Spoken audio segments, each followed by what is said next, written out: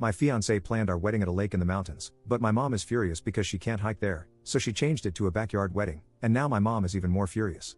My fiancé and mom are fighting because my fiancé wanted a wedding at this lake in the mountains that she talked about before the engagement. We visit it every year, and it's almost tradition to hike up there and camp there, and there is more hiking past that point that we make a long weekend of it. My mom is not happy because she is not fit enough for the hike. Her family is because they are hikers, but my mom has knee issues and is overweight and cannot do anything too difficult. This hike is 6 kilometers to get to the lake, and everyone in the wedding party can do it. My fiancé agreed but then wanted to do it in her aunt's backyard. Her aunt has the nicest backyard out of the people we know, but I wouldn't say it's still very nice. She said she was just going to buy some string lights and an arch and do it there. I have been to the backyard, and it's not bad. It just has garden beds and chickens in the corner, which my mom isn't happy with. My mom wants a formal location and is arguing the backyard spot is her punishing her from her first option. My fiancé denies it and says it's because she doesn't want to pay for a ceremony spot, and she thinks the backyard is the prettiest spot that is free. We looked at some public parks, but they get very crowded, and renting them is already not an option as they are mostly filled up. My mom found a rental spot in a building with a decorative wall and benches that cost $1,200 for 2-hour rental and is something she felt like is pretty enough for a wedding.